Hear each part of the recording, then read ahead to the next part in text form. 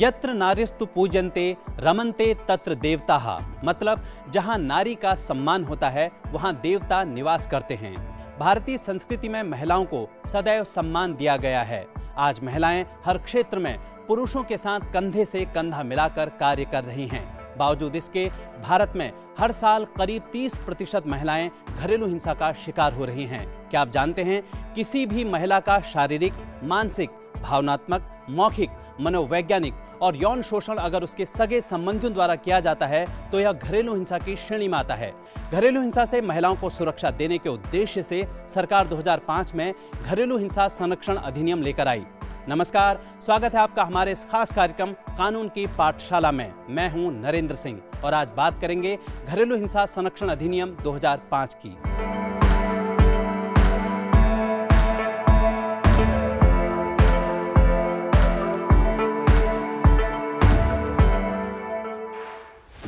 कोई भी ऐसी वजह जिसके चलते किसी महिला और बच्चे को स्वास्थ्य, सुरक्षा और जीवन के संकट से गुजरना पड़े, आर्थिक क्षति हो या फिर उन्हें दुख, पीड़ा और अपमान सहना पड़े, घरेलू हिंसा के दायरे में आती हैं। घरेलू हिंसा संरक्षण अधिनियम 2005 से पहले विवाहित महिलाएं परिजनों द्वारा शारीरिक या मानसिक रूप से प्रताड़ित होने पर आईपीसी की धारा 498A के तहत ही शिकायत दर्ज करवा सकती थीं। लेकिन 2005 में महिला और बच्चों को सुरक्षा प्रदान करने के लिए घरेलू हिंसा संरक्षण अधिनियम 2005 कानून लाया गया। इसे 13 सितंबर 2005 को संसद से पारित कर 26 अक्टूबर 2006 को देश में लागू किया गया। इस कानून का उद्देश्य महिलाओं को घरेलू हिंसा से बचाना और सुरक्षा प्रदान करना है। ये ऐसा कानून है जिसमें शिकायत करते ही पीड़ित को उत्पीड़न से बाहर कर सुरक्षित किया जाता है। घरेलू हिंसा में शारीरिक, मानसिक, लैंगिक, आर्थिक और भावनात्मक प्रताड़ना शामिल है।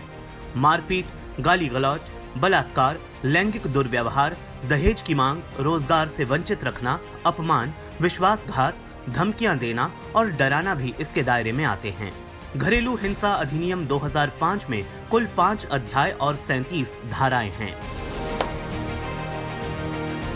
ये कानून पीड़ित को पुलिस अधिकारी या मजिस्ट्रेट से शिकायत दर्ज कर उनके संरक्षण को सुनिश्चित करने का अधिकार देता है। पीड़ित स्वयं, उसका कोई संबंधी या पड़ोसी संबंधित दफ्तर में जाकर या अधिकारी को ईमेल या फोन पर शिकायत दर्ज करवा सकता है। इस कानून के अंतर्गत दिए गए आदेशों की अवमानना की स्थिति में दोषी पक्ष को गिरफ्तार किया जा सकता है या जुर्माना लगाया जा सकता है। कानून के अनुसार पीड़ित महिला कोर्ट में आपराधिक मुकदमा दर्ज करा सकती है। दोष साबित होने की स्थिति में दोषी को 3 साल की जेल हो सकती है। इस कानून में शिकायतकर्ता चाहे तो संबंधित केस की कार्यवाही को बंद कमरे में करने का प्रावधान है। इस कानून में स्थानीय थाने को पीड़ित और उसके बच्चे के संरक्षण के लिए निवास या भुगतान का भी आदेश दिया गया है। ये कानून वित्तीय भरपाई का भी आदेश देता है। कानून के अंतर्गत मजिस्ट्रेट अंतरिम आदेश भी दे सकता है। ये कानून घरेलू हिंसा से पीड़ित महिला को साझा घर में रहने का अधिकार देता है, भले ही कानूनी तौर पर सास ससुर घर के मालिक हों। अक्सर नारी को बेटी, बहन, पत्नी, मां और साथी महिला के रूप में घरेलू हिंसा और भेदभाव का सामना करना पड़ता है, जो भारत जैसे विकासशील देश के लिए बेहद चिंतनीय है। कई बार देखा गया है कि महिला घर की इज्जत बचाने के लिए घरेलू हिंसा बर्दाश्त करती रहती हैं और शिकायत नहीं कर पाती। समय आ गया है कि आप अपने अधिकारों के प्रति जागरूक हों और जरूरत पड़ने पर शिकायत दर्ज कराएं।